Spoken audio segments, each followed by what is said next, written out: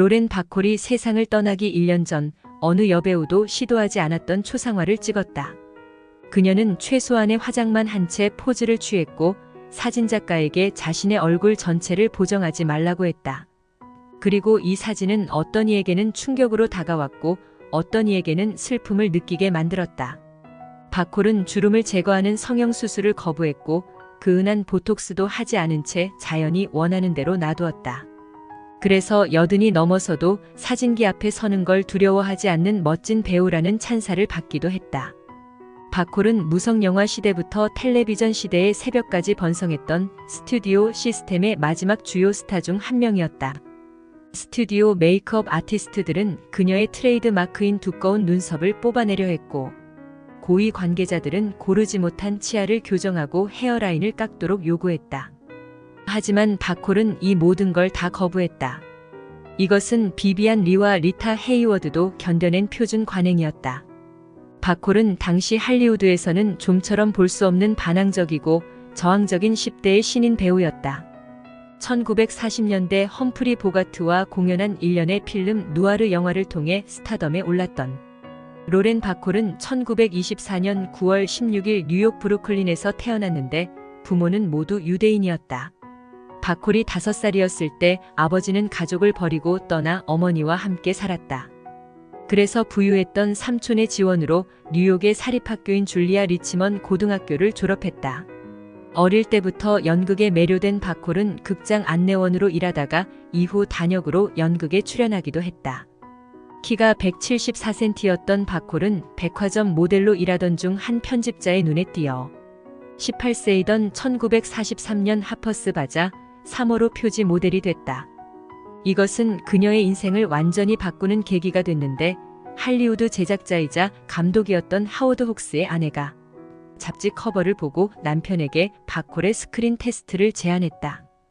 혹스 감독은 바콜을 할리우드로 데려와 주급 $100에 7년 계약을 맺고 세련된 옷차림과 예의범절, 낮은 음역으로 말하는 방법 등을 가르쳤다. 그리고 바콜이 유대인이란 사실을 감추기 위해 로렌이라는 이름을 사용하도록 설득했다. 당시엔 유대인에 대한 차별이 무척이나 심했던 시절이라 마음에 들지 않았지만 감독의 제안을 받아들였다. 그녀는 1944년 혹스 감독이 연출한 영화 소유와 무소유에서 험프리 보가트 상대역으로 출연했다. 이 영화에서 그 유명한 바콜의 시선이 탄생했으며 영화사의 길이 남을 휘파람 부는 법은 알죠, 스티브? 그냥 입술을 모으고 숨을 내쉬면 돼요라는 명대사가 만들어졌다.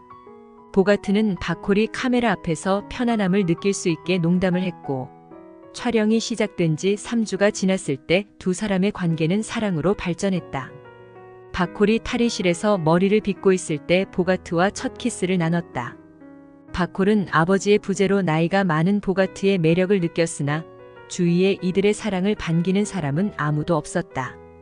그녀의 어머니도 보가트를 싫어했다.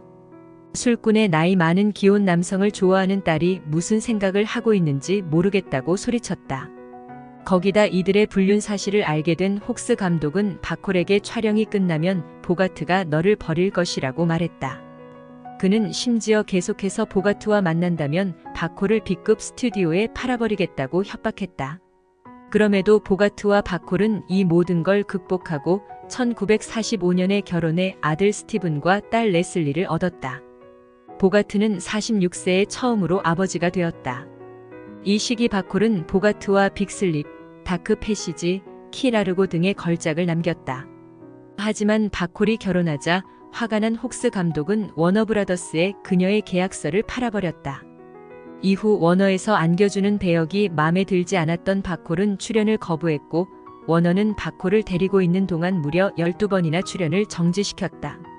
바콜은 워너와의 계약이 끝나고도 한동안 괘씸죄로 출연하지 못하다 1953년 영화 백만장자와 결혼하는 법으로 스크린에 다시 복귀했다.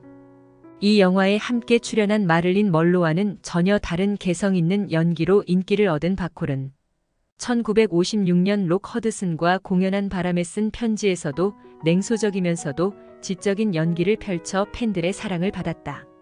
그러나 바콜은 결혼 이후 보가트의 아내이자 두 아이의 엄마로서의 삶에 더 집중하면서 배우로서의 경력이 단절되기도 했다.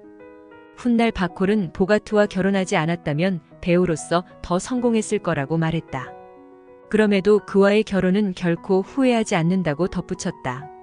1957년 과도한 흡연으로 식도암 진단을 받은 보가트가 사망하자 바콜은 2명의 어린 자녀를 둔 32세의 미망인이 되었다. 이후 그녀는 보가트의 간호로 지치고 힘들었을 때 옆에서 힘이 되어준 프랭크 시나트라와 약혼을 했지만 언론에 이 사실이 의도치 않게 알려지고 오해가 생기면서 헤어졌다. 그리고 37세이던 1961년 연기파 배우 제이슨 로바즈와 재혼해 아들 샘을 낳았지만 8년 만에 이혼했다. 그녀의 자서전에 따르면 로바즈가 알코올 의존증이 심해서 이혼했다고 밝혔다. 이 당시 바콜은 별 볼 일 없는 영화들의 배역을 주로 연기하며 자신이 원하던 경력을 할리우드에서 얻지 못하자 영화계를 떠났다. 고향 뉴욕으로 돌아온 바콜은 브로드웨이로 진출해 브로드웨이 무대와 연극에 고정 출연하면서 죽을 때까지 현역으로 활동했다. 89세이던 2014년 뇌졸중으로 사망한 로렌 바콜은 죽기 전 한 인터뷰에서 행복하지 못했던 시간도 있었지만 그래도 그녀는 운이 좋았다고 말했다. 훌륭한 결혼 생활을 했고 3명의 자녀와 4명의 손주가 있다며 그녀는 3자녀에게 300억 상당의 유산을 물려주었다. 시청해주셔서 감사합니다. 구독과 좋아요는 큰 힘이 됩니다.